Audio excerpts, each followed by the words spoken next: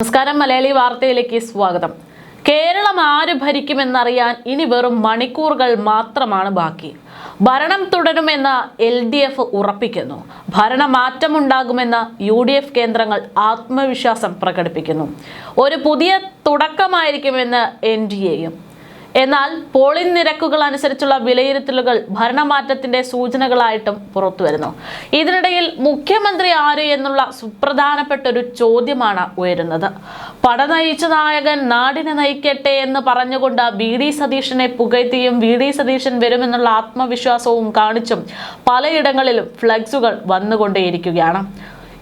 മട്ടന്നൂരിലാണ് ഇന്നിപ്പോൾ ഇത്തരത്തിൽ പട നയിച്ച നായകൻ നാടിനെ നയിക്കട്ടെ എന്ന് ചൂണ്ടിക്കാണിച്ചുകൊണ്ട് ഒരു ഫ്ലെക്സ് സ്ഥാപിച്ചിരിക്കുന്നത്. VD സതീശൻ അനുകൂല ഫ്ലെക്സുകൾ ഇത്തരത്തിൽ കേരളത്തിലുടനീളം പൊങ്ങി വരികയാണ്.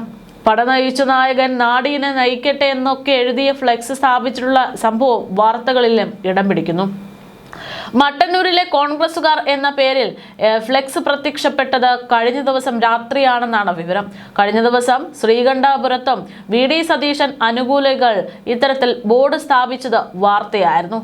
അതേസമയം അയാൾ വരുമെന്ന് പറഞ്ഞ് പിണറായിയെ പുകഴ്ത്തി ഒരാൾ പോലും പോസ്റ്റ് ഇട്ടില്ലല്ലോ, അല്ലെങ്കിൽ ഫ്ലെക്സ് അടിച്ചില്ലല്ലോ എന്നുള്ള ആക്ഷേപമാണ് ഇത്തരം പോസ്റ്ററുകൾ ഉയരുമ്പോൾ ഉയരുന്ന പ്രധാനപ്പെട്ട കാര്യം.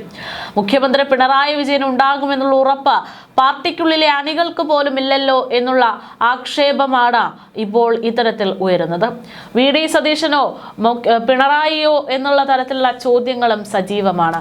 എന്തായാലും ആരായിരിക്കും ഇനി വരാൻ പോകുന്ന, കേരളത്തെ നയിക്കാൻ പോകുന്ന, ഞാൻ ഉൾപ്പെടെയുള്ള, നിങ്ങൾ ഉൾപ്പെടെയുള്ള മലയാളികളെ നയിക്കാൻ പോകുന്ന നേതാവ് എന്നതാണ് അറിയേണ്ടത്.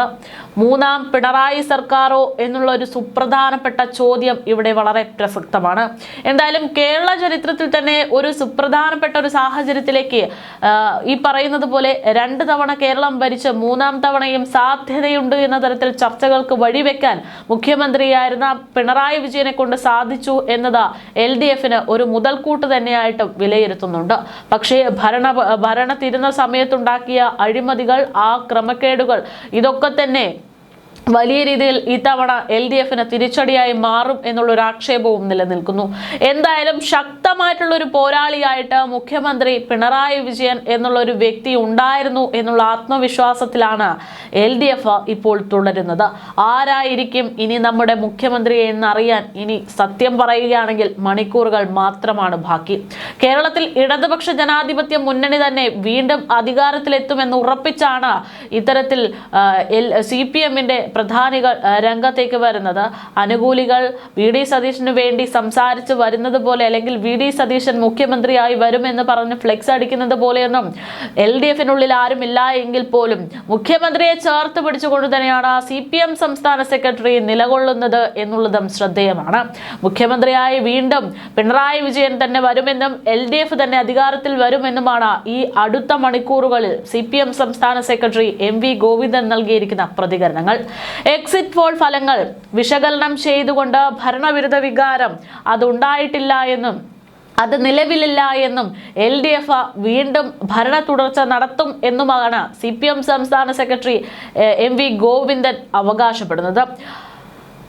ഒരു മുഖ്യധാരാ മാധ്യമത്തിന് അനുവദിച്ച പ്രത്യേക അഭിമുഖത്തിൽ സംസാരിക്കുന്നതിനിടയിലാണ് MV ഗോവിന്ദൻ ഇത്തരത്തിൽ എക്സിറ്റ് പോൾ ഫലങ്ങൾ, രാഷ്ട്രീയ സാഹചര്യം വിശകലനം ചെയ്തുകൊണ്ട് ഇടതുപക്ഷ ജനാധിപത്യ മുന്നണി വീണ്ടും അധികാരത്തിലെത്തുമെന്ന് ഉറപ്പിച്ചു പറയുന്നത്.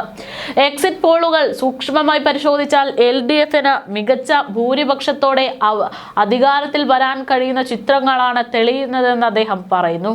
എക്സിറ്റ് പോളുകൾ 60 മുതൽ 69 സീറ്റുകൾ വരെ പ്രവചിക്കുന്നുണ്ട് എങ്കിലും അതിലധികം സീറ്റുകൾ ലഭ്യമാകാനുള്ള സാധ്യതയുണ്ട് എന്നാണ് MV ഗോവിന്ദന്റെ അവകാശവാദം. സർക്കാരിനെതിരെ ഭരണവിരുദ്ധ വികാരമില്ല എന്നതാണ് ഏറ്റവും പ്രധാനപ്പെട്ട കാര്യമെന്ന് ചൂണ്ടിക്കാണിച്ചുകൊണ്ടാണ് അദ്ദേഹം ഈ കാര്യങ്ങളൊക്കെ സംസാരിക്കുന്നത്. UDF ഉന്നയിക്കുന്ന ഭരണവിരുദ്ധ വികാരം വെറും വാചക കസർത്ത് മാത്രമാണ് എന്ന് MV ഗോവിന്ദൻ അവകാശപ്പെടുന്നു. അടുത്ത മുഖ്യമന്ത്രി ആരാകണമെന്ന സർവേകളിലെ ചോദ്യങ്ങൾക്ക് ഭൂരിഭാഗം പേരും പിണറായി വിജയന്റെ പേരാണ് നിർദ്ദേശിച്ചതെന്നാണ് MV ഗോവിന്ദന്റെ അഭിപ്രായം. എങ്കിലും മുഖ്യമന്ത്രിയെ നിശ്ചയിക്കുന്നത് പാർട്ടി സംസ്ഥാന കമ്മിറ്റിയും സെൻട്രൽ കമ്മിറ്റിയും ചർച്ച ചെയ്ത് ഔദ്യോഗികമായിട്ടായിരിക്കുമെന്നും MV ഗോവിന്ദൻ ചൂണ്ടിക്കാട്ടുന്നു.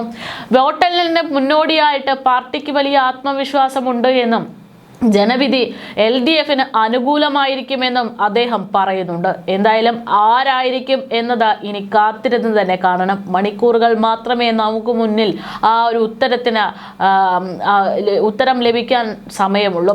എന്തായാലും 10 വർഷത്തെ ഇടതുപക്ഷ ഭരണത്തിന് തിരിച്ചടി നൽകി കേരളത്തിൽ UDF സർക്കാർ വരുമെന്നാണ് മിക്ക എക്സിറ്റ് പോൾ ഫലങ്ങളും സൂചിപ്പിക്കുന്നത് എന്നതും പറയാതിരിക്കാൻ വയ്യ.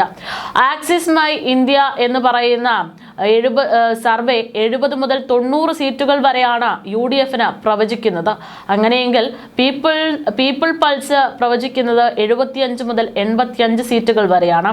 CNN വോട്ട് വൈബ് 70 മുതൽ 80ഉം പീപ്പിൾ പൾസ് 75 മുതൽ 85ഉം ടൈംസ് നൗ JVC 70 മുതൽ 75ഉം ജേണോ മിറർ 65 മുതൽ 80ഉം പീപ്പിൾ ഇൻസൈറ്റ് 66 മുതൽ 76ഉം ചാണക്യ സ്ട്രാറ്റജീസ് 72 മുതൽ 80ഉം PMark 71 മുതൽ 71 എന്നിങ്ങനെ സീറ്റുകളാണ് മറ്റ് UDFന് ഭരണസാധ്യതയായിട്ട് പ്രവചിക്കുന്നത് എന്നുള്ളതാണ് എക്സിറ്റ് പോൾ ഫലങ്ങൾ.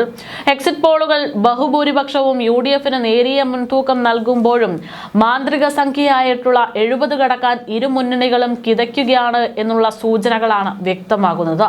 തൂക്കുസഭ എന്ന സാധ്യതയിലേക്കാണ് ഇതെല്ലാം വിരൽ ചൂണ്ടുന്നത്. എന്തായാലും 90 സീറ്റ് എന്ന സുരക്ഷിത ഭൂരിപക്ഷം ആർക്കും പ്രവചിക്കപ്പെട്ടിട്ടില്ലാത്ത സാഹചര്യത്തിൽ ഇത് നേരിയ ഭൂരിപക്ഷത്തിൽ ആരധികാരത്തിലെത്തിയാലും അത് കേരളത്തിലെ പുതിയൊരു ബലാബലത്തിന്റെ തുടക്കമാകും എന്നുള്ളതിന്റെ സൂചനയാണ്. UDFന് ഭരണം ലഭിക്കുമെന്ന പ്രവചനങ്ങൾ ശരിയായാൽ അത് പിണറായി ഭരണത്തോടുള്ള ജനങ്ങളുടെ പരസ്യമായ വിയോജിപ്പായി വിലയിരുത്തേണ്ടി വരുമെന്നാണ് ഒരു വലിയ വിഭാഗം രാഷ്ട്രീയ നിരീക്ഷകർ അവകാശപ്പെടുന്നത്. ശബരിമല വിഷയത്തിന്റെ അലയൊഴികളും ന്യൂനപക്ഷ ഏകീകരണവുമാണ് ഇത്തവണ UDFന് കരുത്തേകുന്ന പ്രധാനപ്പെട്ട ഘടകങ്ങൾ എന്നുള്ളതാണ് വിലയിരുത്തൽ. പൗരത്വ നിയമം ഉൾപ്പെടെയുള്ള വിഷയങ്ങളിൽ ഇടത് സ്വീകരിച്ച നിലപാടുകൾക്കപ്പുറം ഭരണമാറ്റമെന്ന ലക്ഷ്യത്തോടെ ന്യൂനപക്ഷ വോട്ടുകൾ UDFിലേക്ക് കേന്ദ്രീകരിച്ചിട്ടുണ്ട് എന്നാണ് വിലയിരുത്തൽ. വിശ്വാസ സംരക്ഷണത്തിനായി UDF നടത്തിയ നീക്കങ്ങൾ ഹൈന്ദവ വോട്ടുകളിലും വിള്ളലുകൾ ഉണ്ടാക്കിയിട്ടുണ്ട്. ഇത് ഇടത് ക്യാമ്പുകളിൽ ആന്റി ഇൻകംബൻസി ഭയം ജനിപ്പിച്ചു എന്നാണ് പറയുന്നത്. തിരഞ്ഞെടുപ്പ് രാഷ്ട്രീയത്തിൽ തരംഗം എന്ന വാക്കിന് വലിയ അർത്ഥങ്ങളാണുള്ളത്. സീറ്റുകൾ 80 കടന്നാൽ അത് മാറ്റത്തിന് വേണ്ടിയുള്ള തീവ്രമായ ജനാഭിലാഷമായി മാറും. 2021 99 സീറ്റുകളോടെ ഇടതുപക്ഷം തുടർച്ച നേടിയത് ഒരു തരംഗം തന്നെയായിരുന്നു. എന്നാൽ ഈ തവണ ഒരു ഏജൻസിയും LDFന് 70 സീറ്റിൽ കൂടുതൽ നൽകുന്നില്ല എന്നത് ഭരണപക്ഷത്തിനുള്ള അപായ സൂചനയാണ്. UDFന്റെ വോട്ട് വിഹിതം 40% ഉയരുമ്പോൾ ഇടതിനിത് 38% താഴുന്നു എന്ന കണക്കുകൾ ചങ്കെടുപ്പ് വർദ്ധിപ്പിക്കുന്നു. BJP നയിക്കുന്ന NDAയുടെ സാന്നിധ്യമാണ് ഇത്തവണത്തെ ഫലപ്രഖ്യാപനത്തിലെ എക്സ് ഫാക്ടർ. BJP വോട്ട് വിഹിതം 17% മുകളിലേക്ക് പോകുകയും ഒന്നിലധികം സീറ്റുകൾ നേടുകയും ചെയ്താൽ അത് ഇരു മുന്നണി സംവിധാനത്തിന്റെയും അടിവേരറുക്കുന്ന തരത്തിലായിരിക്കും. വോട്ട് വിഹിതത്തിലെ ഈ മാറ്റം ഇടതുപക്ഷത്തിന്റെയോ വലതുപക്ഷത്തിന്റെയോ വിജയത്തെ അട്ടിമറിക്കാനും പ്രാപ്തമാണ്. വോട്ടുകൾ പല തട്ടുകളിലായി ഭിന്നിച്ചു പോയാൽ അത് കേരളത്തെ ഒരു തൂക്കുസഭയുടെ അനിശ്ചിതത്വത്തിലേക്കും എത്തിക്കും എന്നുള്ളതാണ്. ഇടതുമുന്നണിക്കുള്ളിൽ തന്നെ സർക്കാരിന്റെ ചില നയങ്ങൾക്കെതിരെ ഉയർന്ന അമർഷങ്ങൾ വോട്ടെടുപ്പിൽ പ്രതിഫലിച്ചിട്ടുണ്ടോ എന്നതടക്കം പാർട്ടിയെ അലട്ടുന്ന പ്രധാനപ്പെട്ട ചോദ്യമായിട്ട് നിലനിൽക്കുന്നു. പാർട്ടി കേഡറുകൾക്ക് അപ്പുറത്തുള്ള സ്വതന്ത്ര വോട്ടർമാരുടെ പിന്തുണ ചോർന്നു കഴിഞ്ഞാൽ അത് കമ്മ്യൂണിസ്റ്റ് ഭരണത്തിന്റെ അന്ത്യത്തിനടക്കം വഴി തുറക്കും. അഴിമതി ആരോപണങ്ങളും പിൻവാതിൽ നിയമന വിവാദങ്ങളും വോട്ടർമാരുടെ മനസ്സിൽ എത്രത്തോളം സ്വാധീനം ചെലുത്തിയിട്ടുണ്ടെന്നറിയാൻ ഇനി മണിക്കൂറുകൾ മാത്രമാണ് ബാക്കി. നാളെ വോട്ടെണ്ണൽ ഹാളിൽ ഇതിനൊക്കെ ഒരു മറുപടി ഉണ്ടാകും. ഭരണവിരുദ്ധ വികാരം ഒരു തരംഗമായി മാറിയാൽ കോൺഗ്രസ് നേതൃത്വത്തിലേക്കുള്ള UDFന് അത് അനായാസ വിജയമായിരിക്കും എന്നുള്ളതാണ് സൂചന. എന്നാൽ അടിയൊഴുക്കുകൾ LDFന് അനുകൂലമാണെന്ന കണക്കുകൂട്ടലിലാണ് ഇപ്പോഴും CPM. വികസന തുടർച്ച എന്ന മുദ്രാവാക്യങ്ങൾക്ക് ജനങ്ങൾ നൽകുന്ന മാർക്ക് അതും നാളെ അറിയാം. വോട്ട് പെട്ടിയിൽ ഒളിഞ്ഞിരിക്കുന്നത് വായ്ത്തലുകളോ അതോ വാളെടുക്കലോ എന്ന് അറിയാൻ ഇനി മണിക്കൂറുകൾ മാത്രം ബാക്കി. എന്തായാലും ഇതിനിടയിലാണ് VD സതീശനെ പിന്തുണച്ചുകൊണ്ടുള്ള നിരവധി പോസ്റ്ററുകളും മുഖ്യമന്ത്രിയായി VD സതീശൻ വരുമെന്നുള്ള പോസ്റ്ററുകളും ഒക്കെ വരുന്നത്. പക്ഷേ ഇതിനോടുള്ള കോൺഗ്രസ് നേതൃത്വത്തിന്റെ തീരുമാനം എന്താണ് എന്നതും സുപ്രധാനപ്പെട്ട ഒരു ചോദ്യമാണ്.